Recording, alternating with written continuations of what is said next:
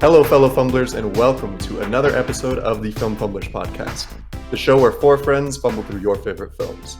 Today, we are reviewing Children of Men, a movie released in 2006 and directed by Alfonso Cuarón. Without further ado, my name's Adrian. I'm Jay. I'm Taryn. Yo, it's James. All right, boys. Let's get this shot going before I start crying. Before you start crying. I don't know if that's going to help, brother. I'm doing the... You're doing it out of a shooter? Ooh, 99, yeah. Apple. I got these for Christmas. Oof. I'm gonna... Dude, we're going to hear the little glug, glug, glug, glug, glug. You ready? Yeah, you ready to... Podcast listeners? Cheers, guys. Cheers. Cheers. Ooh. Great. Ooh. Oh, boy. There we go. It's so sweet, so gross. That'll do it.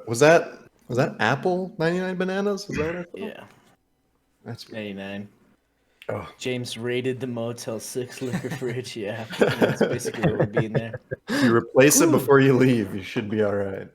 A coworker gave me those, so I gotta get rid of them. They're just staring at me.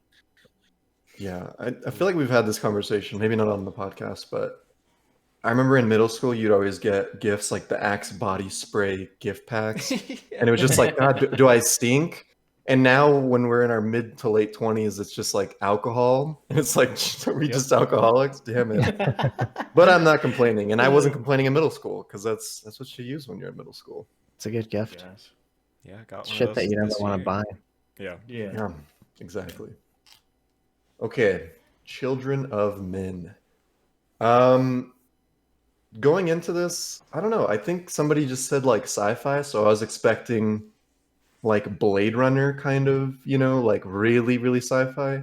This one is, I feel like this doesn't feel like sci-fi to me. This just feels like a dystopian world, which maybe you could make the argument is a facet of sci-fi. Yeah, sure. I don't know. Yeah, there was. Throughout the whole movie, I kept having to remind myself that it was sci-fi because it just felt so fucking real all the time. Yep. But there's little facets, right? Like the kid on the table with that Rubik's cube or whatever that was like digital. Little candy That weirdly, for me, that scene felt the most out of place. I think maybe just because the world is like complete shit and you have this very affluent family, right? So maybe it was supposed to feel out of place, but that's the rich weird lifestyle or whatever. Yeah, it was the only like hint of technology that we don't have. It was well, yeah. Well, there was like Jasper, Michael Caine's character, his music thing. It's like this kind of futuristic iPod. But like the movie was made when? 2006? 2006. I didn't catch the music thing. They didn't have much. Like there wasn't really, like we didn't really have iPads and shit at that time. Or if we did, they were like very basic. So going into the future from that, I don't know. It didn't really feel futuristic, but there was elements that were. Yeah. Well, go ahead, James. Oh, I thought it was tastefully done. Like it wasn't trying to like knock your socks off with like this crazy like visuals or anything like that. It was just kind of like this is life as usual, but just a little sort of futuristic things. Nothing that's just like totally unconceivable. Yeah, that's what I loved about inconceivable. It's set what 20 years after. It's 2026 or 2027. Yeah, 2027. So, I mean, it's the not so distant future, especially today, even in 2006, right? That's not very far away. So the movie is based off of a book, a novel of the same name. And that one, funnily enough, is set in 2021. So the year we just launched into. And it's funny, they talk very briefly about a pandemic that happened, like a flu pandemic. Which is just like, oh boy, here we go. When did the book come out? Do you know? The book came out in 1992. Yeah. Oh, wow. It came out in 1992, based in a 2021 world. And in the book, it was the men who were not producing sperm. in the movie, it's the women who are infertile. So interesting little change there, but the author actually made a cameo in the movie. She was the little old lady that's kind of front and center in the first scene of the movie when he goes to the coffee shop. Yeah. Okay. Was the writer. Yeah. Interesting. Oh, that's cool. So, yeah, let's jump right into opening scene. I feel like it's so weird to I feel like this happens all the time in movies where there's just like a room full of people and they're all just focused in on the news on the TV. And I'm like, I've never been in that situation. Does that shit happen? Like, but I guess in like times of tragic life event, right? Yeah, where for those of you who haven't watched the movie, you really should. But I mean, if you're this far into the podcast, maybe you won't. But the movie is about infertility. All women humanity has become infertile, and there hasn't been a child born in over 18 years. And so the youngest person alive was murdered in the opening scene. We're hearing about it for the first time on the news, like from the news. And right fucking after that, the coffee shop explodes that he was just in, which I read something up that was kind of disturbing. So there was an actual terrorist attack. It was an Al-Qaeda terrorist attack that happened in London 2 weeks before this scene was shot.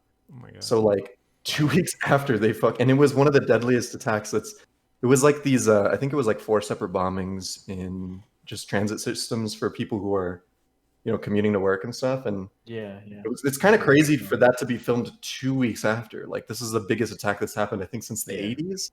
Like fucking insane. It was July of 2005. It was, I think, known as the 7/7 attacks.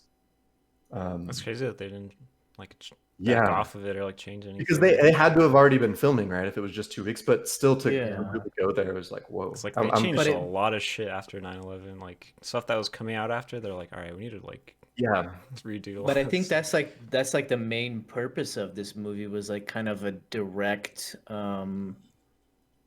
like commentary on how Islamophobia and stuff like that and just that kind of stuff happened after 9/11, right? Like, so I think they were, regardless of the victims of those attacks, I think they wanted to kind of shed a light on like a general where we could be going if we continue to harbor those kind of fears, The xenophobia. Yeah. I mean, it's like any immigrant didn't have. I mean, in the movie, like Britain is like the last functioning country, essentially, right? And so you have all these people trying to seek asylum in Britain, and they're just treated like shit. They're treated like animals. They're locked up in cages. That's shit that we're seeing today. And that's why I kept having to be like, this is just a movie, because it just felt too fucking real. Yes, but it is very real. And I think Michael Caine's has a quote, something about like these people just escaped something, like, I don't know, they got spit on in their countries, getting, war between different sects of their government and getting tear gas and that kind of stuff. And then they come to seek asylum in England and they get fucking locked in cages. So it's like getting spit on twice. Like, I can't remember what the quote was, but I was just like, shit, that's pretty fucked up, isn't it? Harsh. Dude, I'm so dumb. Do they call refugees Fujis? Yeah, that took me a couple of times. It's like Fuji water, like that thing. That's what I thought it was. I was like, what is this? Fuji's the band, right? Strumming My Pain. I sure. Fiji? Is that Fiji water? Fiji's? Is that what it is? Fiji water is what it's called, but it's from the island of Fiji. No, but it sounds similar. Yeah, I was just like, oh, refugee, Fuji. Okay. It took me like, when they said it the second or third time, I was like, oh, God damn it. Yeah. That's like one of those things that you guys were talking about, like the sci-fi-ness of it. Just how subtle it is. Like, it's like totally fucking believable. Like, it reminds me of that movie, Her, if you guys have seen that. Where it's like sci-fi, but it's like set in a very realistic, like near future. Like, most things are the same, but like we have like small things. Joaquin Phoenix, right? Yes. Yeah. That's a good movie. That's like one of those things where it's not like cheesy or like weird, like most sci-fi terms are. It's just like it fits and it's fucking good, That kind of a lot of stuff like that in this movie. For sure. There's I mean the opening sequence, basically you just learn a lot about the world, right? What's going on in the world. You learn a lot about the main character. The hell's his name? Theo. He grabs his coffee, goes to a newsstand, and starts pouring whiskey in it. Like, that's the first thing he does, you know?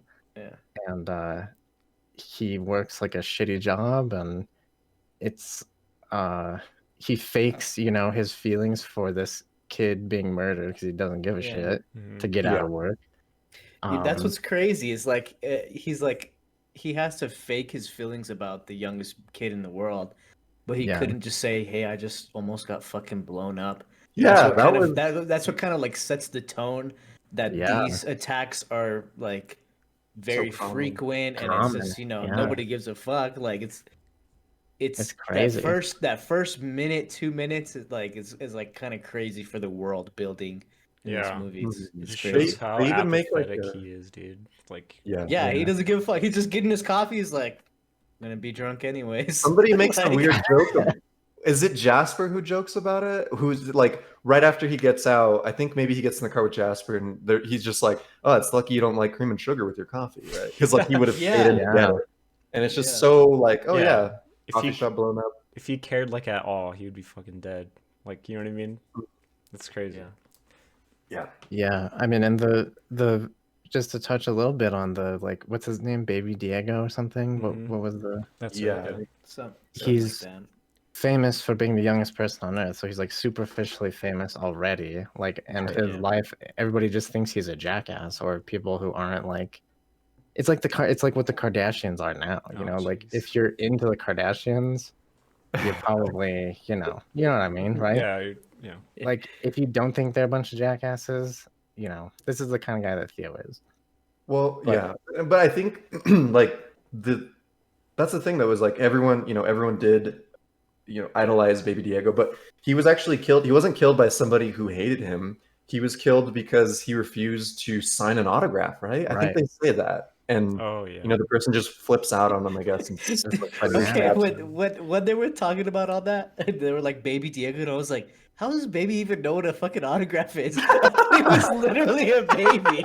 I was so dumb. I was just like, can't even hold a pen. What the fuck? I was like, damn. I was like, this baby's a dick. I was like, oh, he's fucking 18 years old. Okay, that was like my brain fart of that movie. I was like, wow, that's so funny. Stupid. Dude, what a dick. This baby's a dick. Like, the importance that they know exactly how old he is, like down to the minute. Like, that's how big of a deal it is to everyone. Like, goddamn, the world building in this movie is fucking perfect, dude. I agree. Like, there was I think in general, this movie, there's a lot to learn from, just in the like craft of filmmaking. Like, they did so many things so well. And I've never even heard of this fucking movie. Like, before Nate recommended it.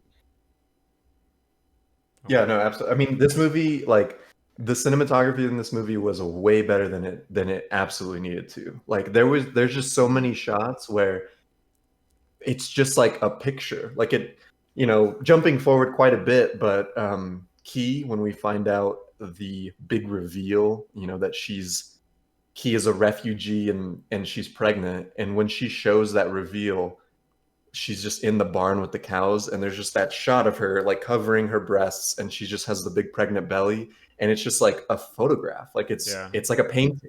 Like, it's so fucking good. Do you know it's literally based off a painting? Is it really?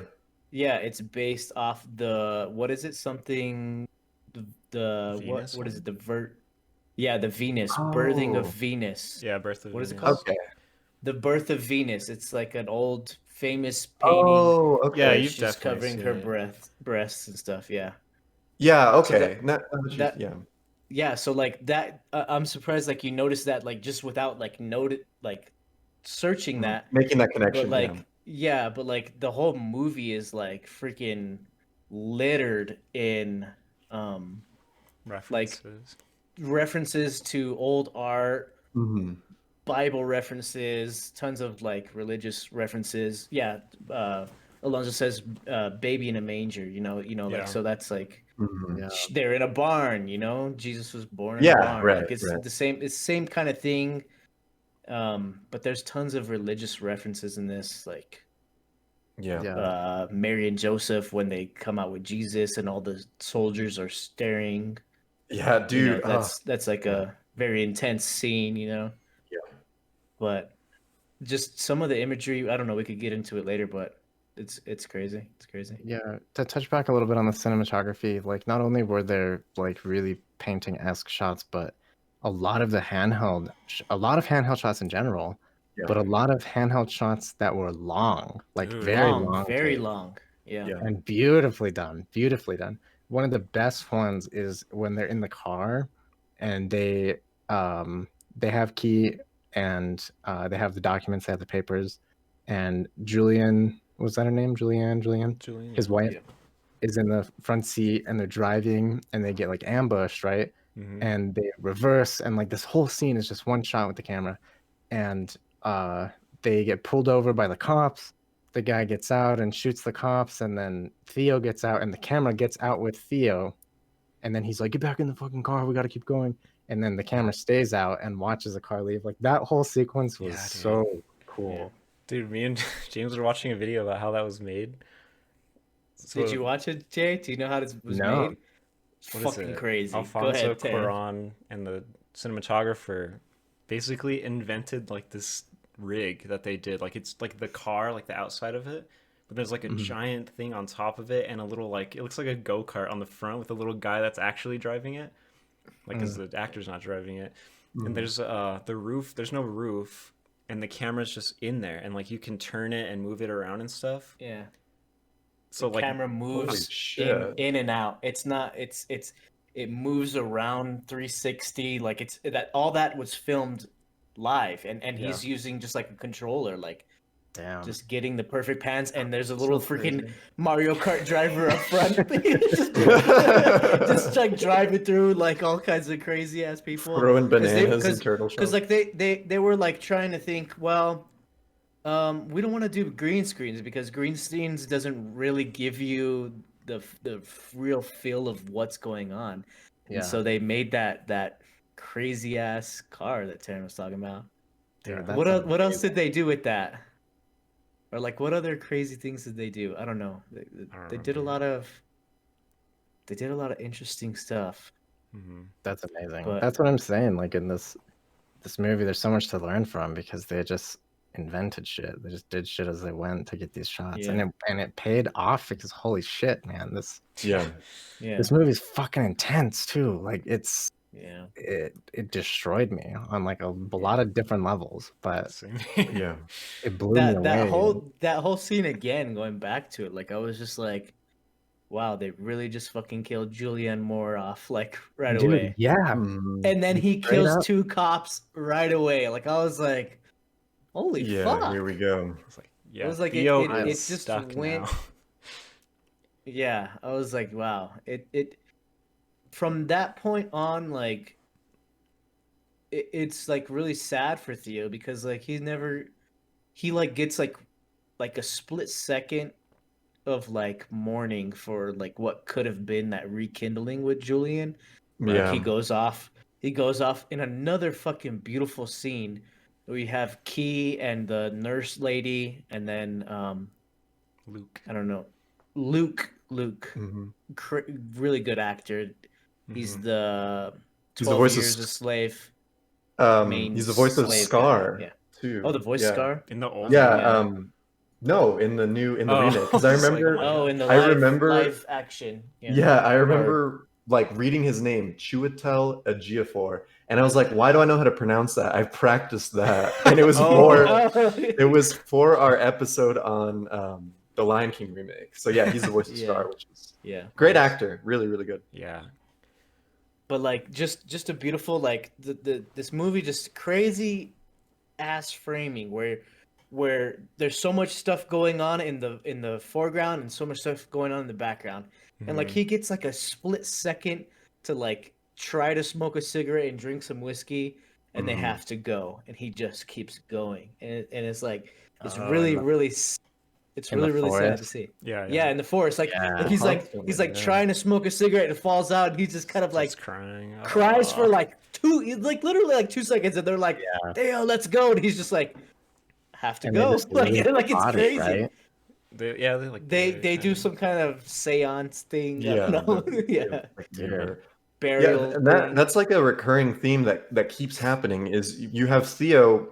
I mean, generally, like we're looking at a story through the main character's eyes, Theo, but the camera does a lot of showing what's happening in the background.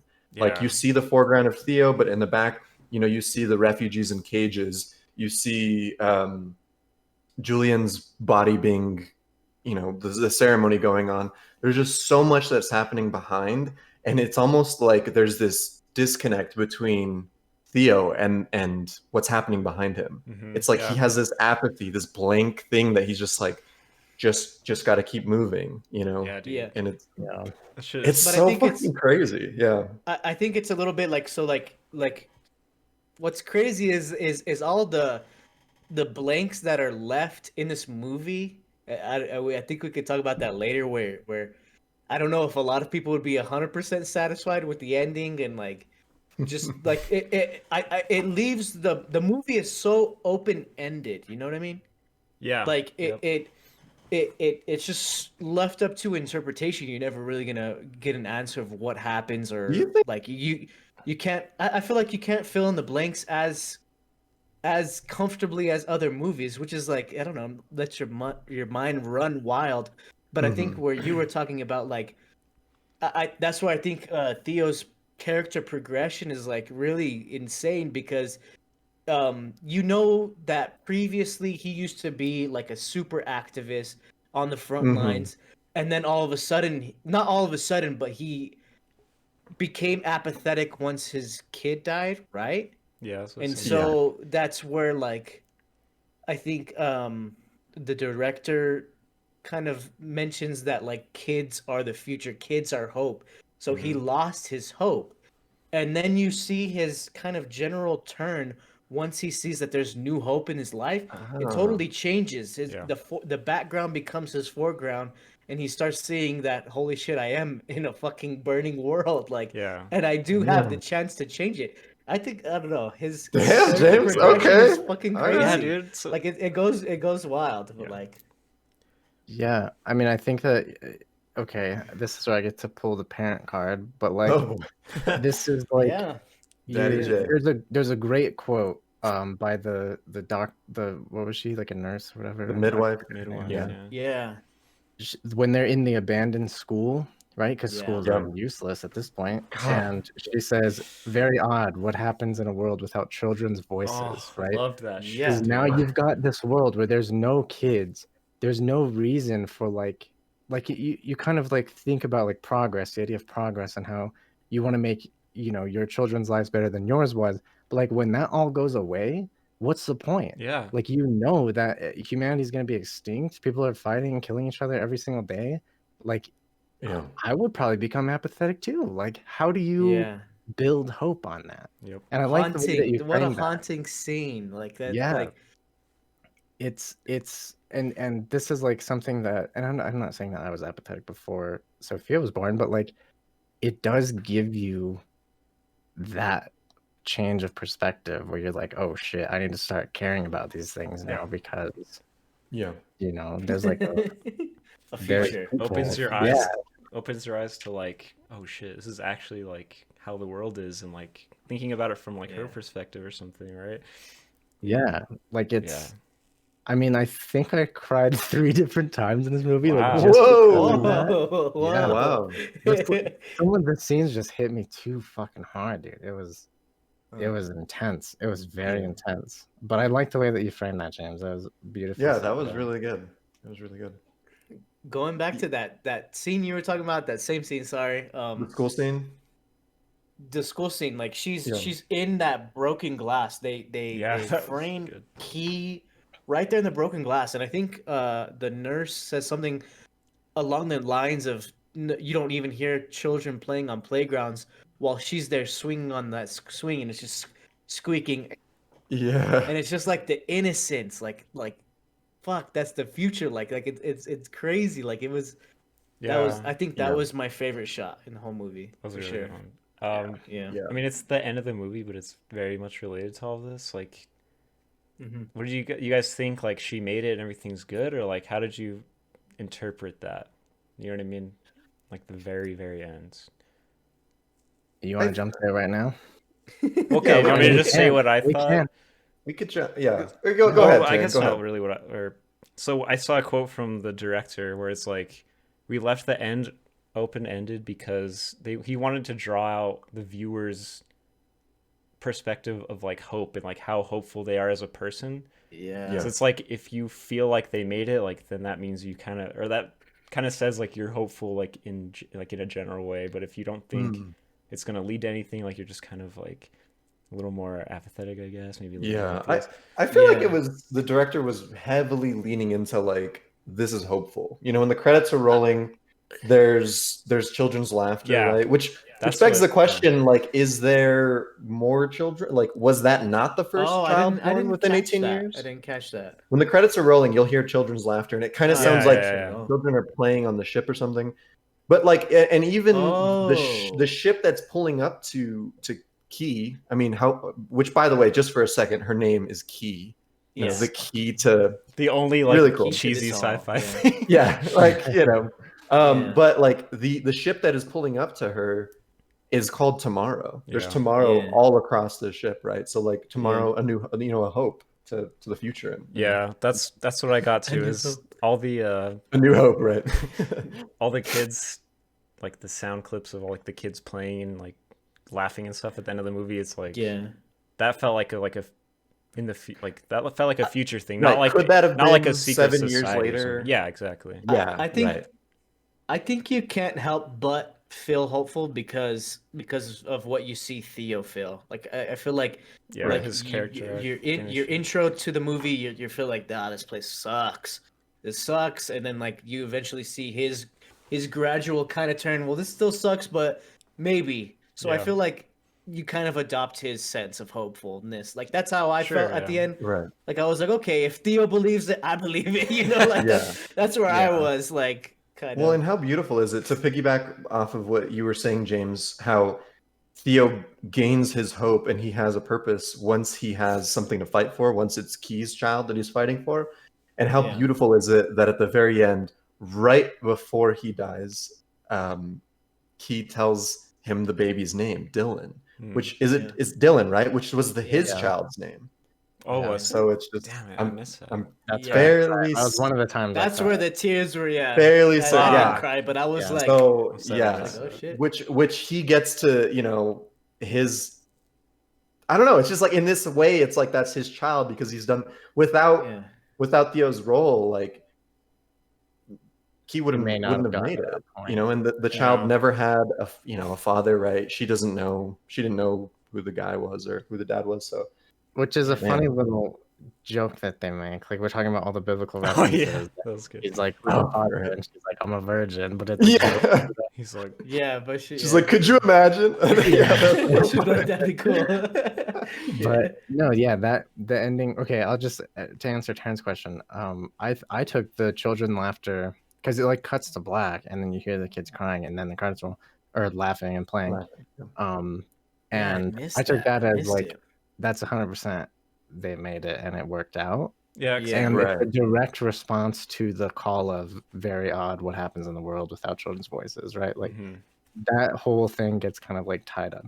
But like, I don't know, there's so many things that happen in this movie that getting to that point, like, it kind of sounds cheesy when you talk about it in like an abbreviated manner like this, but when you sit down and watch the movie and you sit through these like 100 and whatever 50 minutes, it's fucking hard. Like, there's times where I was so stressed out. I felt this movie was more stressful than like Uncut Gems, more stressful than Good Time, just because of everything that was at stake and the way that I'm gonna have to say yes, and they didn't have to do. I don't want to smash on Uncut Gems in this episode. They didn't have to do all these other things that make it seem stressful. It just was stressful. And like this is like a common trope in tons of sci-fi movies and tons of other like medias, is where like, oh, all of a sudden women can have children or this and that, like, and that's like an old thing that's been in stories for a long time. But the way this movie tells it is what gives it that chaoticness. You know, like you said, you think it would kind of be cheesy when you talk about it, right? Yeah, like when you're like explaining it to somebody in like a handful of sentences. Yeah, but like the cinematography, the all the like motifs, all the like callbacks to different art forms, like is what makes it just like that much more unique to watch, right? Yeah. The magic of film, dude. It can do things that no other medium can. Yeah. Yeah. Beautiful. And yeah, I mean, it just brings up all of these deeper questions of, you know, Jay talked about it before, but about hope, right? About like, if we don't have kids, what the fuck is the point of any of this? And Theo brings that up with is it his brother, his cousin, the artist? I can't remember. I don't know who that guy is. Guy. I never. Yeah, the rich guy. I think it's his. He's related, but he asks him. He's just like, "Why the fuck are you doing all this art? Like, no one's gonna be around in 100 years to see it, you know." And it really does beg the question, like, why would we create art if you know if it can't live on, if it can't go on, you know? Which is, I think. Okay, let's go to that. Okay, let's go to that piece because there's a lot to unpack in that scene. And you guys said it felt out of place. I disagree. Well, don't say you guys. What the fuck? Wait, no, okay. I said it felt out of place, but it was it was intentionally out of place because it was the only place that things were going well. Yeah. But his quote is fucking insane. It reminds me. What does he say? I just pretend not to know that it exists. What did he say? Yeah. I just don't think about it. I just don't think about it. That's like the most realist shit that billionaires probably think, dude. Yeah. Like it's like they literally don't think about it because they're too rich to care. This scene starts with him getting into a nice ass car, and the camera is mounted on the car, and it like police squad follows the thing, which was sick. And the song that's playing is a King Crimson song. If you guys are into King Crimson, I lost my shit right there. They pull it up into this fucking gigantic like mansion with all the security and shit. It's Theo's cousin, and he works for the government, and he's like filthy rich because at this point the government's like a police state. But there's a whole other side to that where like, you know, London is like what seems to be the last city, and everything outside of that is basically a concentration camp. And like, are you really in power at that point? I don't know. But he's got this cousin of his is also, like, obviously rich. He is collecting art. He's collecting salvaged art, right? So we see the statue of David with a missing piece of the leg, which is really cool and weird to see. Yeah, that was cool. Yeah. But when they go into the dining room, right, and there's a shot with the windows, okay, and you see the smokestack. So there's a balloon of a pig, right? Pig. Yeah, that's a Pink Floyd album, right? It's a Pink Floyd album. It's called Animals, and it's directly tied to George Orwell, to Animal Farm, to comments on capitalism, to how all this shit is so fucked up. You know, there's a Banksy that he has, right? And Banksy's like in his collection. I think it's on the. Oh, I didn't even notice. It like it pans through a collection. So you see the Picasso in the dining room. But all those paintings are directly related to about how war affects humans. Is fucking crazy, guys. Let's get right into it right now. So Theo's sitting in front of the Picasso, and the Picasso painting behind him is like someone like crying because they're holding their dead body, the dead their son. Sons. Yeah, right. And that's a direct relation to a older real painting. Photo. To a real photo, like a World War I photo, something like that? World War II?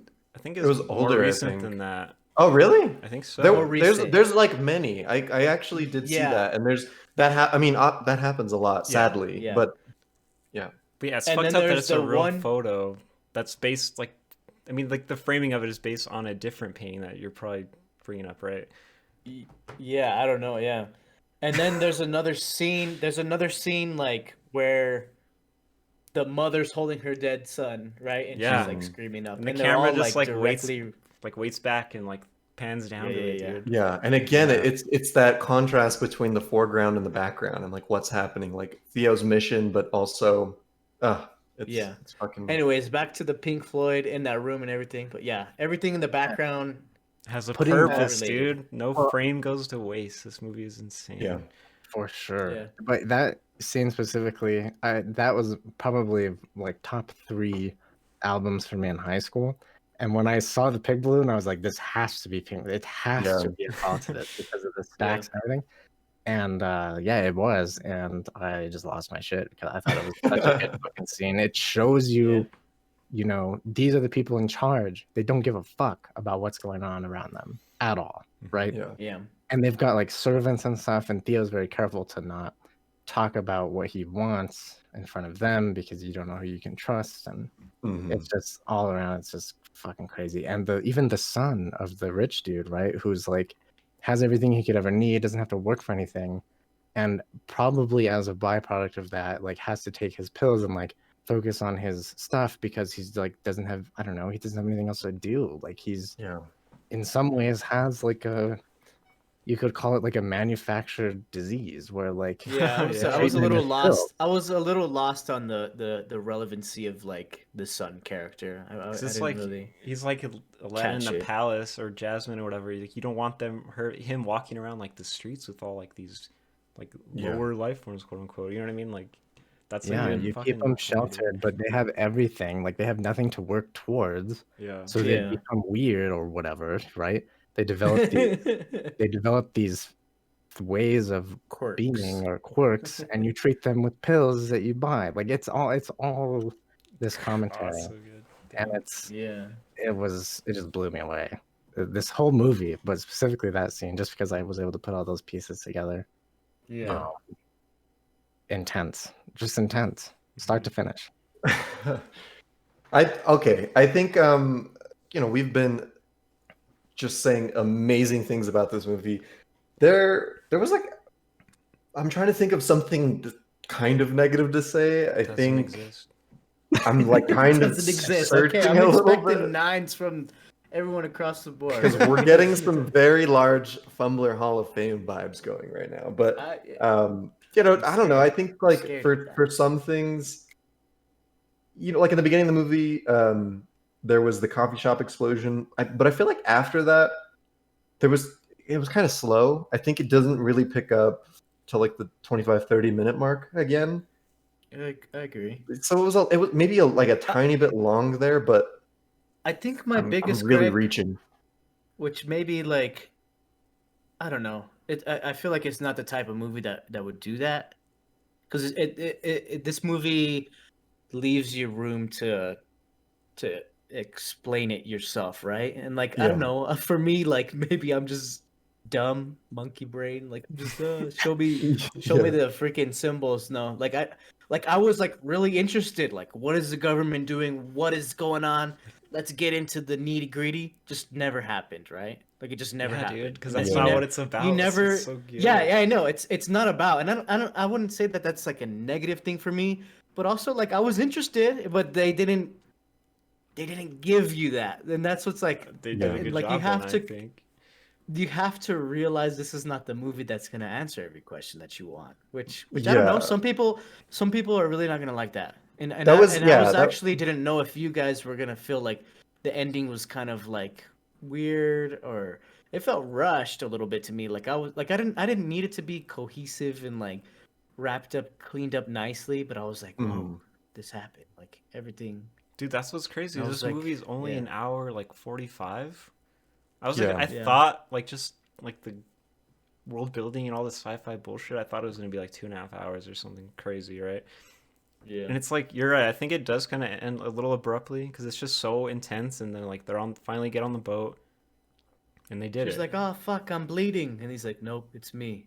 Oh, by the way, it's Dylan. Yeah. See ya. Floats up. Yeah. And I think, you know, that whole concept of, I don't know, it's maybe a little bit tropey, and I think Jay, maybe this is what you were hinting at with, if you just try to describe the movie, it sounds like kind of Sounds cheesy almost. cheesy, because in every think about like, all of so these it's Jesus, right? like Yeah. that kind of thing again. But just think about like all of these dystopian world stories where the world has gone to shit, but there's this one place where it's good. You always see that. That's always, you know. But it's a movie about hope, and like I guess you couldn't just make a movie like the world is shit, and then guess what? It's just shit. Like the end, right? Like that would be kind of just like, okay, I guess. Thanks for killing my mood, but yeah, and it's like there's one place where it's good. It's not like good, but it's like, you know, it's like there's a resemblance of society there. Dude, that's literally like the plot of The Last of Us is like basically this movie. And I was so nervous. I was like, fuck, it's just gonna like they ripped this off and it's gonna ruin it. And I totally forgot about it. And this movie went so many different fucking places, dude. Like, I feel like it did that trope insanely unique. No, and that's what I like. That's why I brought up Jay, because if you're just describing it, it sounds tropey and maybe cheesy, but actually going through it, you're like, okay, this is rewarding. There was a payoff, and you're glad that you sat through it. I think. Yeah, for sure. I would say that you work for that fucking payoff. Oh yeah, they don't give it to you for free. You're like, absolutely. There was one other thing that I was it was very small, but I was kind of confused by.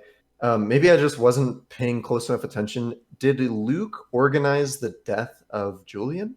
Was that did I get from that? Yeah. Because that guy was the person who killed her, the guy on the motorcycle. He went there afterward because he had gotten shot or whatever. To the safe house. To the safe house. It was a plan to take her out of power to put Luke into power. Yeah. Right. Yeah. Which that was another good scene when he finds out about that. Just like that foreground, background. Like, there's so many amazing ones where you just learn so much because of that. I guess I don't know what's going on. No, and like Taryn, like speaking of Last of Us, like there's some video game vibes in that scene where he's stealing all the parts from the cars. There's totally like if you played any of those types of games, you're hiding from the guards or from the gang, whatever it is, and you got to like take the keys out of the car, and then you got to pull the cords out of the hood, and it was just like, and they're just standing there with their guns, kind of not looking. Yeah, smoking a cigarette, having this, right? Having small banter. No, but it was just so fun. It felt like watching a video game. Like that watching shit was so fucking intense. It was intense enough, and then the car just doesn't start, and they're pushing it down the hill, and they're just. God damn that honestly like just pissed me off. How like everyone's just chasing them on foot. The car's just in neutral rolling down the hill. I know. They're just so like scared to shoot because of the like because they can't kill. Like fuck, dude. Like it just all makes so much sense. I don't know. Well, then fucking homie with the dreads like hauls ass. He runs so fast. And he just smacks him with the door, which is what he did to his other friend on the motor. Oh, that's right. That was cool. Okay. Since we're in this scene, another movie where the main character has no shoes for a duration. I thought about that too. Oh, Die Hard. The flip-flops, dude, when he walks out and they're just clapping on his feet. I was fucking laughing. I was like, it doesn't have. Yeah, that's good. Yeah. I just want to talk a bit about I don't know where you guys are. Michael Caine was my favorite character in this movie. Like, dude, I've never seen him be so out there like that. It was awesome. Yeah. I only know him from being Alfred in Batman. Like full disclosure. So I was just like, he's this proper British guy. And then seeing him play this character, I was like, what the fuck is this? But I was so for it. I was all about it. I read some stuff about him where the director said when he put on the gear and the hair and he kind of became the character, that he like flipped a switch. Like there was some internal switch in him where he thought he was this person, because he based the character, Michael Caine based the character largely on John Lennon. So he talks about the Beatles much like that, but like he's just this hippie dude, right, who like cares about people and cares about a lot of things. And when he donned the suit, so to speak, like the director was like, he just went full fucking in on this guy. works because holy shit, dude, everything. Pull my finger, dude. Yeah. The fake out when he goes back and it looks like they're both dead, and he's just like, huh, what? He wakes up. Oh, God. It's so good. That pissed me off because that happens right after. Doesn't that happen after Dylan dies? Or not Dylan, I'm sorry. Julian dies? Yeah. I can't remember if it happens after that. He Because takes you just key there, I think. right, yeah, you just have this like traumatic ass death, and you're like, oh my god, they actually just killed one of the main characters. They actually just so killed sad. Julian. Yeah. And you're like, they actually killed Jasper too? Are you fucking serious? And he just wakes up. I was loving it, dude. I was like, kill all the main characters. Like, come on, like, you know me, I don't want everyone to die. When Theo slumped over, I thought of you, James. Oh shit. When who did? When Theo slumped over, I thought of you. I was like, all right. Yeah. Everyone's like, oh yeah, this is Hall of Fame for James. James is like, yeah, kill him. Yes, kill him. Oh man. Another good character was Sid, the cop. Oh my god, the way he'd refer to himself great. in the third person. The fascist pig. But also a piece of shit. Like at Yeah. the end Yeah. too. Like Well, yeah, he's a fascist pig. it was like a joke. Yeah, I don't know. Yeah. No, that was good. Dude, yeah, the I don't know, that whole relationship where even Sid is like, I could get my weed cheaper from the gangs, but I like dealing with Jasper because he's, just a hell of a motherfucker. Like everybody loved this dude. I love that dude, and when he died, that was very hard to watch. But he went out. It was a little. Till the end. It was a little cheesy. I had to like laugh. I was like, he's really Yeah. pull my finger. Pull my finger. I was like, okay, dude. He would be like, he's gonna go out laughing. Yeah. And I love like when people get shot in movies, they're just like, it's like they jam their finger like, ooh, damn, that hurts. Yeah. Where it's just like, I've never been shot, but I can't imagine you're laughing that one off. Walking that one off. Yeah. Well, he also had to kill his wife. Like, I guess we're His talking dog? about that. Brutal. Did he kill his dog? I think he said they walked in and was like, there's a dead woman and a dog in here. Oh yeah. Because he just knew, dude. Oh. He What a wanted guy, to dude. Jasper MVP. That was, yeah, he knew, he's like, I can't leave my wife alive. Like, they're going to torture the fuck out of her, Wow. She already Really was. good. That's why she was what she was. Yeah. Instead of having to go through that. Oh, because she was tortured, right? Doesn't it? Yeah, it talks about that. That's right. They show it with the newspapers. Oh, She was like a reporter who was covering some of the like fertility stuff or something that the government was doing, and they like tortured her for information. And God, yeah, and now she's just... it's the whole, I don't know, dude. That it's almost as if there is no stone left unturned in this fucking. Yeah. Let's turn another stone. Theo is an animal whisperer. Dude, that's actually the cat. a good the the cat, the cat dog. loves him. The dogs love him. Even when they're on the boat and her water break, not the boat, the bus, and her water breaks, and he's like, poo poo caca. I don't know why he does that. He's Caca, like, smell. Yeah. Caca, poo poo, and then he's like, you fucking sick people. I fucking hate you people. But anyways, like I don't know. Theo's like some kind of. Is that to another fascist pig or what? Yeah, I don't know. He's just.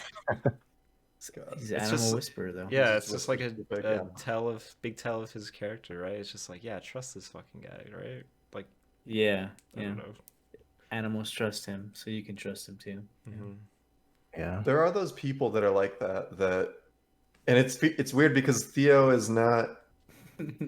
He doesn't reciprocate the love that the animals have for him that much, really, right? Like the cat is on him. It's not like he hates cats or he hates dogs, but like the cat's on him, he's like, "What are you doing?" You know? How they there get are people a cat like to do that on camera? It's probably not a leg. That's all. Probably not a leg. It was a cat post. It was a cat. Yeah, maybe. I don't know. I don't know. Yeah. Cats do sometimes do that. I had a cat that I had. My friend was over like at my house one time, and my cat fucking climbed his leg like a tree, just like that. And she was a little kitten, so yeah, actually, on the the cat animals, like that. That's like another connection is to like Blade Runner, like the book that it's based on is there's like no like like there's like all the robots and like all this shit, but like there's no more animals really in like the Blade Runner worlds. Like everyone has like robot animals basically. Like animals are such like this thing. Unless you're rich. Unless you're rich, you have a real animal. And in this movie, it's like everyone has a dog. It seems like at least it's the opposite. Yeah, it's like these things can like procreate. People are walking. I feel like doesn't someone like walk their fucking cat like in a stroller or something? I don't remember. Like the dog, the gypsy lady has her dog like holding around like her baby and stuff. It's like that's how yeah. That's how they try to give affection. It's just like to these baby animals because there's no more fucking babies in the world. Like, I didn't even. Whoa! I didn't even. True. Yeah, I didn't make that connection. Oh. Sounds like there's so many dogs in this movie. There's like chickens. Yeah. And, I don't know. Yeah. Whoa! I get it. Yeah. Calling to the Pink Floyd album. Mm-hmm. Oh yeah. Which I think was maybe, and again, Alfonso Cuarón like intentionally wrote the story to not be like to not over explain things, right? Like he didn't explain why the women were infertile. He didn't explain like a lot of the facets in that world that he created, and he didn't need to largely. But there was a part of me that kept thinking like, there's no way this would happen. Like we would be cloning the fuck out of people. Like there would be so many clones. Like it would literally be Clone Wars where you just have all of these fucking cloned ass people. I was just like, this isn't, we would figure it out. Thinking about that fucks me up though. Like it's just like 20 years with no babies, and like when he's like, what's the point? In 100 years, no one will be left at all, because like that's such a short amount of time. Which is fucking weird about the whole movie in itself is that okay? So like you have this very fragile thing that is life, but yet life doesn't mean shit in the grand scheme because fuck the Fugees and fuck everybody else. Everybody's killing each other and all hell is broken loose. Yeah, it's just like such a weird like, what do you call that? Ironic. It's ironic, isn't it? Yeah. Is that ironic? Is that irony? I don't know.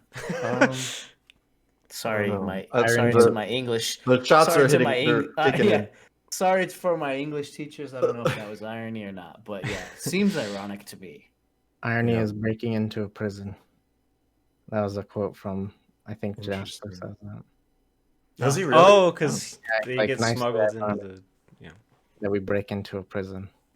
Oh yeah, that's good. But yeah. Oh right, yeah, because that's how they get to to the other side, right? But yeah, so you were saying like he doesn't explain anything. Like I love that so much, dude. After watching like Tenet and like just Inception, like all these fucking things that need to be, specifically Christopher Nolan, like half the movie is explaining the movie, and it's fucking boring after the first time. Obviously, like the first time you're learning about it, second time like that shit's not entertaining anymore.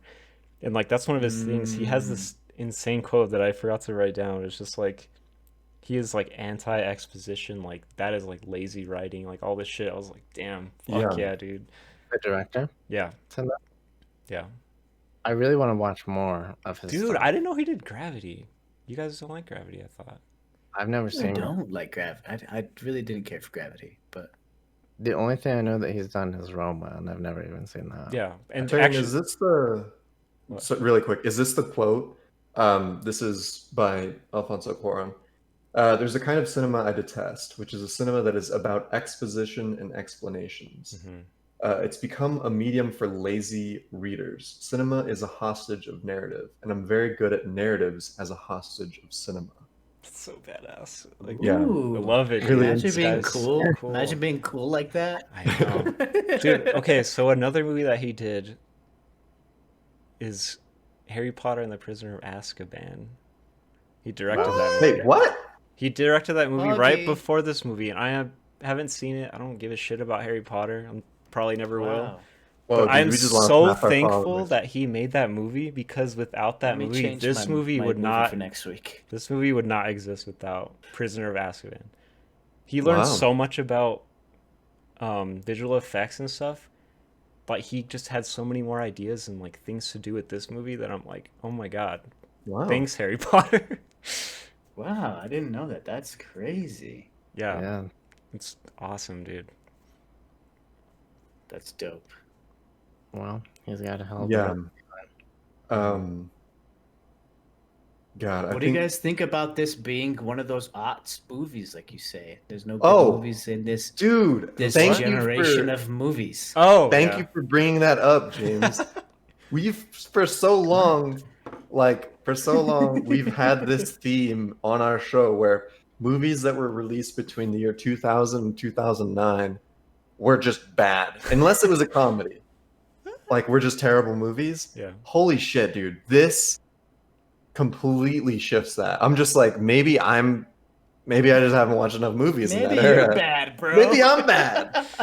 Because fuck, did this movie should have been released in 2019 because it has that good of a Because it slaps, bro. because Yeah. it fucking slaps. I mean, like some of the Yeah. visual effects look like 2006, but The like baby, Yeah, they're you don't dated, care. You don't yeah. care watching the movie. You don't care. Yeah, I forgave that really quickly. Yeah. really quickly. When they were on the ocean, it felt very much like they were like in a green screen room, and there was like a really? boat that was like that was moving, and then all of a sudden the waves were way worse in some parts, and then all of a sudden it was like really calm. Dude, like, okay, little continuity errors here and there, but the visual effect that I hated. 2006, dude. Yeah. Yeah. The visual effect Crazy. I hated the I most think. was the fucking ping pong in their mouth in the car. Oh god, yeah, that was Oh, annoying. It was just so stupid. weird because it was just But it obviously was fake. so sweet, and then it No, was so yeah, the abruptly scene was, destroyed. but just the visual effects Yeah, part but of the it. actual effect. yeah. That's all. Go ahead. Two things. One, in regards to the ending,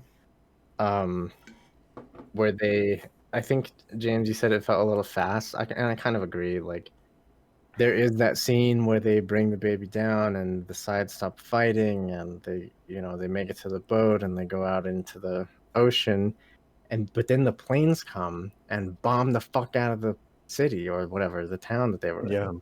Yeah. Like, it's just the state of the world was like they didn't even care. Like, their own people were there fighting, and they just blew them up. Like, it didn't matter. Wow, yeah. And it's the last place where the government still has some sort of order, right? But they just they bomb it anyway. And then not really. God. Dude, yeah, it's just intense up into the fucking very end, man. That's why it feels so abrupt, is like it doesn't have time to like ramp down. It's just like we finished it, like that's our goal, we got to it. Like, yeah, literally, he didn't get to even smoke his cigarette. He didn't pick it up off the floor. He never finishes a Bugged me full so cigarette. much, dude. I was Dude, like, entire wow. film. oh my god, okay, so that brings us to a scene that we didn't talk about at all yet. The birth scene. Oh. So that scene is like one of the big turning points of what James was talking about earlier, where he starts giving a shit. He gives up, like the whole time you're watching him smoke cigarettes and drink his little bottle of whiskey. In that scene, he gives both up for this cause. He's like, all right, he gives the cigarettes to the lady. He's like, get the fuck out of here. He closes the door.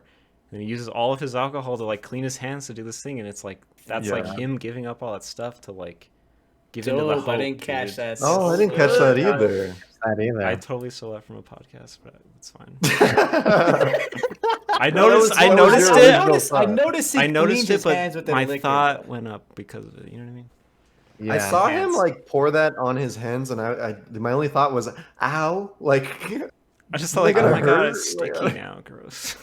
I was just like, that's smart, sanitize, but I didn't think anything else. Yeah, because when he goes to wash his hands, I was like, there's no way that's clean. Like, you don't know. Like, oh my god. Sticking to the birth scene, they scare you, right? They make it seem, because the baby comes out. Dude, yes. Oh my god. Yeah.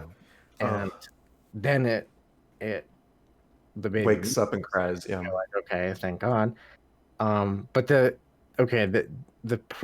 when they break into the prison to when the baby is born, that felt super fast. Like, all those things occur really quickly. And I know that they're like, oh, her water broke. Oh, it's, the baby's coming, blah, blah, blah. And then it just like happens so fast. Like, she lays on the bed, he washes his hands, and then the baby pops out. Like, having experienced childbirth, that's not how it goes down. But like, it felt like, because from water breaking to birth, how long is that usually? I felt like that was a while in the movie. Differs. There's like literally, it can literally. probably be from within 1 hour to like 5 days. Like there's no. It felt like it's And Especially everything if you're in on an between. epidural too. Yeah. If you're like all drugged up, it slows the process down, right? And It's I like know she's that walking a lot after that. I don't know. I felt like it'd take a while. all crazy, but it's a movie. Whatever. I'm not trying to get Right. And how much time really passed? Actually, Yeah. I've had a child. I've had All of one us- child, all of and I us can. males, yeah, all of us men All of us actually. experience It's childbirth. like, No, I've been what in the fuck room do while we know? childbirth happened. And I'm not. That's not really more what I'm commenting on. Just sorry. the pacing of like they broke in to the baby was born. That part felt really fast, and then they scare you, but then it's okay. Like I don't know that. Dude, if I had one bad thing to say about the movie, it might be that. It felt like the childbirth scene could have been more moving. It wasn't as moving as I don't know. I didn't get 3 It's a little uncut gross. minutes of I don't know, childbirth. it's a little gross, so but- intense. I don't know. It was intense, but I don't know. And I like guess seeing like the look on his face, dude, like his eyes, like I'm just like, damn it, dude. No, it's hard to take all of the things into account. The fact that no baby has been born in 18 years that we know of. Yeah. You know, it's hard to put that into perspective for it to. It's probably more moving than it felt in the moment, but I'm really nitpicking to like try to find something that I thought was 100% amazing. I feel you though. Yeah. All Sorry. right. Say, James? Go ahead, James. Oh, me and Taryn watched the behind the scenes of that scene. Oh yeah. And like it's like heavily edited with After Effects. Like the lantern is actually plugged in. They added breath, like because they were like cold. They added and the steam off of the baby. Well, the steam off the baby. Yeah. Dude, the one the CG baby was just like the mom had false legs. Right? Yeah, that's what I was gonna say. So when he's closing the door on the dog, there's like a cut there, and then because they switch out her real legs. I mean, not literally. They put prosthetic legs in front of her, and then cut back, and then he goes back over. Without like it looking like it cuts. Literally. And it's just like a little dummy baby doll with the little green screen dots on it. You know, the little dots. Oh yeah. Do mocapping, right? Yeah. With the mocapping, and like he's like got this, and he's looking at like it's like a so piece of wood. Like it's crazy. I mean, it looks like it. Like, it's just not moving or anything. Yeah, it's just not moving, and like, but like his like. Yeah. Acting is. I guess maybe it's watching that made me realize how good his acting is because he's acting against like nothing, right? Yeah. Right. I mean, even still, it's like a CG baby and it's like nothing, but he just does it the CG baby is kind of creepy, kind of weird. Yeah, I think the mouth was the weirdest thing. Like, once the baby opened the mouth, it was just like, okay, that's very fake baby. A little too wide open. But yeah, a little nitpicky, but yeah. Nitpicky. 2006. Okay, the second thing I had from earlier, we went down a hole. So this movie made it into BBC's 100 Greatest Films of the 21st Century. Wow. It was number 13. Wow. Okay. For Can I just guess number one? Go ahead. I don't know. You guys have a guess. I thought I would have one by the time I finished saying that. Titanic. Number one is Mulholland Drive. Oh wow. Yep. Wow, that's insane. Actually, holy shit. Some notable names ahead of this movie: Eternal Sunshine of the Spotless Mind, Spirited Away, No Country for Old Men, Inside Llewyn Davis, which I keep trying to get you motherfuckers to watch, and Zodiac. Zodiac. Wow. Yeah. I haven't seen. Damn, I want to look at that list. That's cool. That's funny because that's the reason I knew about this movie and wanted to watch it is because I don't know. Just lame. I just look up like top sci-fi movies just to see if I haven't seen them or whatever. And this was always like top 3, like. Damn. And it's like, fuck, man, I get it now. Yeah. All right. We're I think we're a little bit over an hour now. What else have we touched on that you guys are dying to talk about before we get into ratings and reviews? We literally cannot not talk about the 6 minute and 18-second long scene, like with no cuts. Was that the scene where they're running through where like the chaos is ensuing. He's trying to get to the building with Key in it. That whole scene, 6 fucking minutes, dude. Yeah, and then the scene right after that, too, like, where they're walking down the stairs and everything, and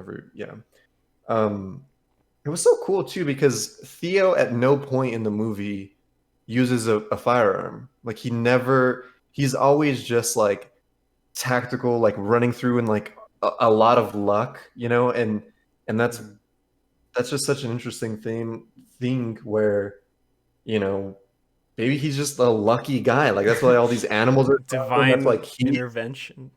He is so like instantly. Key is just like, oh yeah, whatever Theo wants. Yep, let's go with Theo. She just instantly trusts him.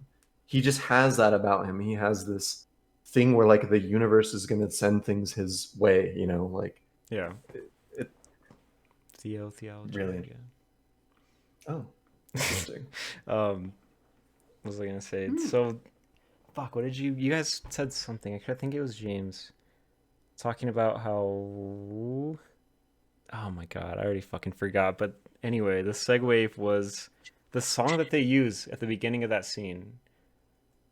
I didn't recognize it fully at first, but it's like the scariest song I've ever fucking heard in my life. Oh, it starts where there's that shot of in the tunnel, right? Yeah, that's the start of that whole 6-minute scene. It gets terrifying right there. I remember noticing that. And I'm not really one to notice music in movies as much as I would like to, but that was just so blatant. Like you see the shot of the tunnel, and then the music gets like, oh, this is a horror movie. Like it just has that vibe to it right away. So I heard that song in Twin Peaks. Obviously, everything leads back to Twin Peaks. For you, and I watched that again after this because I was like, it reminds me of it. I don't know if it is for sure, but like it just is the same fucking song. It's this song from like 1964, I think, called Threnody for the Victims of Hiroshima by Penderecki. I don't remember his first name. It's like this guy made this fucked up song and dedicated it to all the victims of Hiroshima. And it's like, you feel it, dude. Like that song doesn't make any sense to like the normal like ears or whatever, but like you're just filled with emotion. Like this is fucked up, right? Yeah. And like that song will forever just haunt me because it's insane, dude. Like the premise and everything is fucking crazy. When when does that happen? What tunnel are we talking about? It's the very start of that 6-minute scene where they come out of the tunnel with the wheelchair. They have Key in the wheelchair, and then they get ambushed by the fishes, and they take them that from their like room of that random people that took them in. Yes. From the building. Okay, got it. Yeah, that whole scene has that song under it, and it's goddamn, dude. Yeah, it's like when shit really starts to hit the fan as far as like the uprising and all of that. The government or the military kind of rolls in, and I think that was the point where I take little notes while watching the movie, and at some point I wrote couldn't even take notes the last 25 minutes, so I assume that's about the start of when that happens. Probably. Goddamn, dude, that scene is crazy. Like, why would you do that? Like, it just seems like the most insane amount of work to make that like work, you know what I mean? And they fucking did it, and they did it really good. It's the scene, like the movie just like builds up and builds up and builds up and builds up, and it doesn't come back down really, like we talked about that. It kind of comes back down where they're pushed off in the rowboat and they're just floating in the ocean, but like the scene where we've talked about this a little bit before, but where they're walking down the hall, it's Key, Theo, and the baby. They're just walking down the hall, and everyone is just like completely taken back. No one says a single word, really. I mean, I think some of the RPGs are saying some things, but all of the people, like all of the soldiers, completely speechless. They haven't heard a baby cry in over 18 years. Like, so fucked up. Like, it's just so crazy how that happens. Yeah, and then it just shoots back, an RPG shooting into a tank, and then they just yeah. Okay, really quick. The boat when they get into the boat, they go out into the water and stuff. For some reason, it reminded me, tie this back to the pre-show, of The Mandalorian, when the robot that Taika Waititi plays and goes and sacrifices himself for the child, right? That's right. Yeah. Yeah. Wow. And, dude, weirdly enough, also the boats where Key is just like, Theo, a boat. I was just like, Jack, a boat from Titanic. Like, that really Titanic. That's it. But oh boy, what else we got before we jump into? I got one more interesting thing I saw from probably Wikipedia. I'm not even totally sure where I saw it. You know the quote that Julianne has? She says like, you know that ringing in your ear, like from like tinnitus or whatever, like. Oh yeah. That tone, you don't hear it ever again or whatever. Like it just like messes up your hearing. You don't hear that tone ever again, basically. Mm-hmm. Every time a big character dies, there's a fucking like ringing sound. It's so good, dude. Ooh. It's like when Julianne died, when Jasper died, like there's that ringing and it's just like signifying like that's the last time you hear that noise because like that person's gone now, dying. Yeah. So enjoy it while you can because it's the last time you're ever gonna hear it. Fuck, dude, so good. And then you hear the children laughing. Wow, does it happen when Theo dies at the end? I don't know. Does he die? We don't know. She's probably dead, but like it's not totally for sure. Yeah, I don't know. Because they make it a point when he hears it when he's leaving there, like when they capture him, you know, and they put him in that newspaper box, which was really cool. The newspaper box. Oh yeah, dude, I paused that shit. I was like, I am reading all of this. It's so crazy. But yeah, that's really cool. I didn't realize that they played it every time somebody died. That's no stone, that's one dude. of those things like first reading, I didn't notice that shit, but like when you hear about it, you're like, fuck, that's cool. Yeah. All right, boys. Who's gonna? I'm scared to rate this.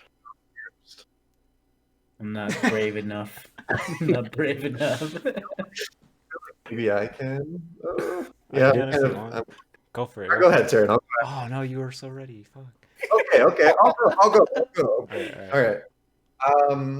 God, this I wasn't expecting this. You know, I think when I think of sci-fi, because that's what I had in my head. I thought like, okay, a sci-fi movie. I thought about like, okay, like a Blade Runner movie where not that Blade Runner's not deep. I don't want Taryn to jump across, jump through the screen. Jump through the screen at me. But you know, this movie struck me way harder than it had any fucking right to. Like I just was not expecting to be moved this much. When this movie ended, it felt like I was waking up from a nightmare, but in the best way possible. So like it felt like you know how when you wake up from a bad dream and you're just like, oh, thank God that's not real.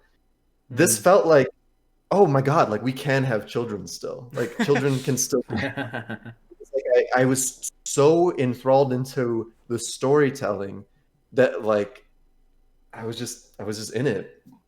The cinematography that we've talked about, you know, just how there's just so many shots that are just posters or just like paintings, you know. I think my favorite one had to be when Key was in the barn with the cows and showing her pregnant belly, you know, the birth of Venus kind of tie there, like absolutely stunning. I think some of the things, you know, if you're being really nitpicky, it was a choice by the director, but things weren't entirely explained, and you know, largely they shouldn't have been because the movie would have been way too long and it would have been more, you know, just too fucking much. But I was just like, okay, people would have figured this out. We would still be able to have kids even if they were clones. Like at certain points, maybe it got a little bit slow in the very, very beginning after the coffee shop explosion. But like other than that, this movie just ramps up and ramps up. It goes so deep, and this is all of our first time watching it. Has anyone seen this before? All of our first time watching this. Ones, right? Damn, that's cool. There's so much. I mean, we couldn't shut up about it. Like there was just so much to tell. I can't even imagine how much more there would be on a second watching, on a third watching. Mm-hmm. It's insane. If you haven't watched this movie, you really should. I would say completely underrated. Or maybe not, maybe not to the sci-fi nerds, but to the average Joe, completely underrated movie. Definitely Hall of Fame worthy in my mind. Woo. It's a 9.3. 9.3. Nice. Wow. 3 out of 10. Big guns. So It's a that's little what I'm bit of a hipster movie. I think the internet's on its nuts a little bit, but Okay. yeah. Taryn? Sure. That's a good segue to what I was gonna say. Is like I feel like this movie is not talked about enough. It's like a movie that is so fucking good. Like this movie is probably perfect. Like you could probably find something, but like there's a few movies that I'm like, that movie's perfect. Like there's nothing you can really say bad about it, dude.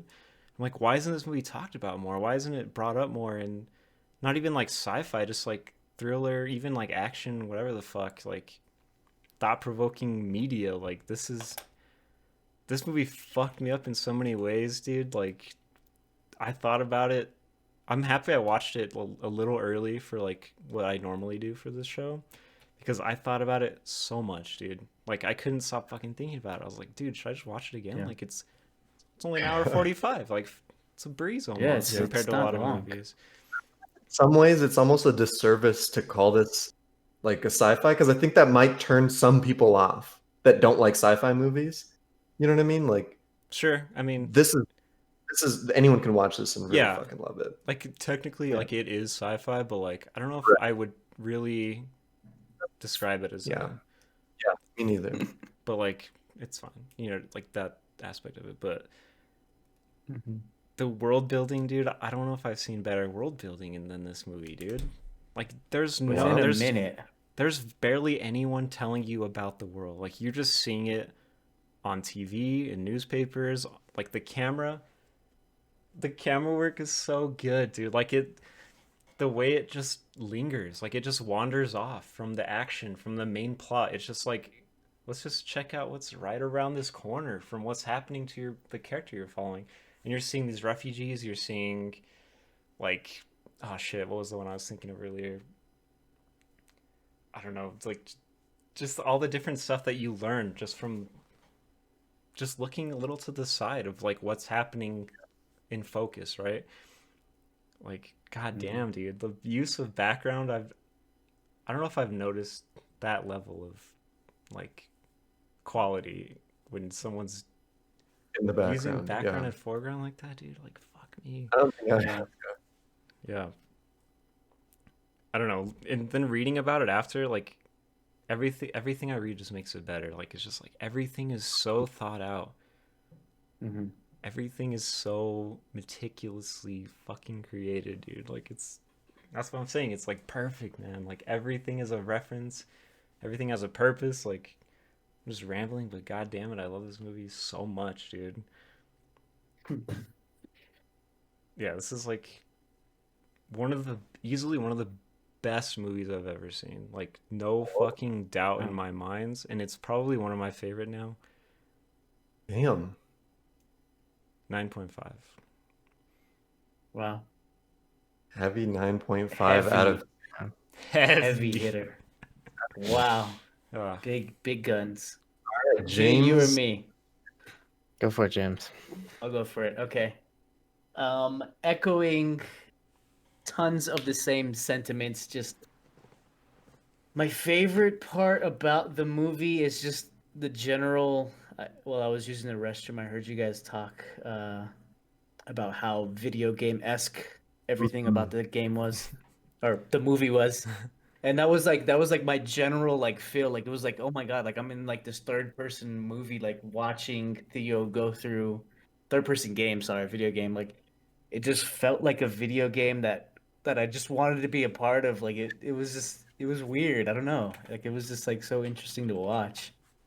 But thematically, like this is it's I think it's a fresh take on something that's probably been done like before, like a ton of times. The way they build up the world within the first minute and how you can just see Theo's character progression is just kind of crazy. Just I don't know.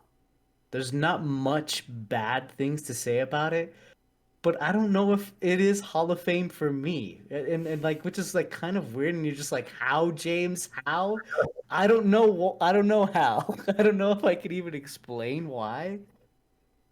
But I think I don't know. Maybe it goes back to like what I was saying with my stupid brain. Like I just wanted, I don't know, like a little bit more depth into. I know the world is rich. I know the world, and I just was praising the world building of it, but just like I don't know, give me a little bit more, little bit more.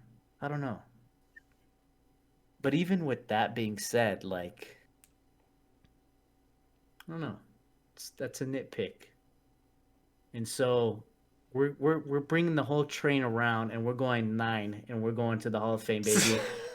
Going to the Hall of Fame, baby. Let's go, baby. Yes. Let's go. We're going 9. We're going all the way. I was ready to get the fuck out of my score if you were going. I know. I 9, was like, dude. You're gonna 9.7. No, 11. Let's go. I'm gonna give it a 9. I was like, And- James, you go first. We're going all the way, boys. Choo choo. Let's go, baby. Hell Jay yeah. gives it a 5. Oh no. Yeah, I mean, Hey, take it away. you know, everybody has said a lot of things. Okay, to what Adrian said in his review, you know, when he was like, okay, we can still have children, like we're not at this point yet. The credits rolled, I wiped away my tears, I turned the TV off, I turned all the lights in my house off, and I laid in bed and I was like, thank God we had a fucking child. Like, holy shit, dude. I was like, holy shit. And imagine a world where that didn't happen. It's a masterclass in filmmaking. The camera work's amazing. The sound design is amazing. The references to other art, to other things, like not just art, but things that may or may not have been or will be again happening in the world around us. Like Terrence said, taking the time to look at what's going on outside of the shot, outside of the frame, like both literally and like metaphorically, I think it's hard to do well, but it doesn't sound hard to do. Like all you have to do is turn the camera a little bit, but like taking the time to add those things, it makes a big difference. The characters were great. Like the story was great. The I don't know, the whole feeling, even though it was really intense and it was a lot of like, I don't want to say work, but it was a lot of like, you had to just be there and watch this movie. Like you had to be in it, which is hard to do for the show because I like to take notes and like bang does the things, but like it really sucked me in. I don't know. It's hard to say more things that we haven't already said or hasn't already been said by everybody else, but Yeah. for me, I'm gonna agree with Taryn here. This is a 9.5. 9.5. The first film of 2021 to reach the Film Fumbler Hall of Fame. Any movie that we score collectively over a 9 is in the Film Fumbler Hall of Fame. Usually they're animated films. What is this? There was only one other that was not, which is The Godfather. Is that right? Yeah. What is this, number 4 or 5? Ooh. I think it's 5. It's 5 for sure. Yeah. 5. Yeah. 5. So One thing we didn't mention, this movie is I think it's gonna transcend time because that's how shitty humankind is. Right. Totally, dude. And that's what's a little bit depressing, but this movie came out 15 years ago, guys. Yep. That's insane. That's why I said it. If it's happening now or if it will happen again later. Yeah. That's what's scary about it. And that's what makes this movie almost timeless, which is kind of weird. Yeah. But, kind of sad. And I was thinking a little bit of how, like, will they call sci-fi movies sci-fi in the future when the things exist? Oh, yeah. Yeah, if this like a movie whole came thing. out Right, now, yeah. it's like you could see the speedometer on the dashboard, sci-fi. Like that's the only thing you can really argue for. But and that was another thing I didn't mention. Is just like the tasteful sci-fi-ness. It wasn't unbelievable. It was very like common. Yeah. Which is why I almost felt movie's like 15 years old too. Which is kind of Yeah, crazy. that is 15 crazy. years, dude. That's crazy when you say it out loud. yeah, I don't 2006 like was it. that long ago. Okay. That kid, 3 years, he could die for your U.S. military, man. That's fucked up. Yeah. Gosh. Nice. Okay, so we have rated this movie a 9.325 out of 10. Wow, that's Nice. heavy. That's a I high wonder what the score. highest average is. Heavy I actually hitter. don't know what. I what think We'll that's have the to highest find- we've ever rated. Is it? It has. I to It feel might like- be. I think Maybe. it is. Maybe. Yeah, we would love to know what you guys thought of this movie. If you haven't seen it, fucking watch it. Watch any of the Hall of Famers that we've had. Oh yeah. Yeah, if you want to find out more about our show, filmfumblers.com, that's where you can find all of our socials. Next week, we will be reviewing Whiplash, 2014. Yeah, Famer? so probably not. Question mark. Dude, Hall of Famers. Oh wow! Until Yeah. you watch it, dude. No, I don't even know what it's about. I'm trolling, but Uh, yeah. Find us on twitch.tv/filmfumblers. If you watch us live, you can stay and hang out for the after show where we answer questions. But yeah, I think that about does it. Filmfumblers.com. We'll see you guys next time. Cheers, everyone. Cheers. cheers. See ya. Whoop.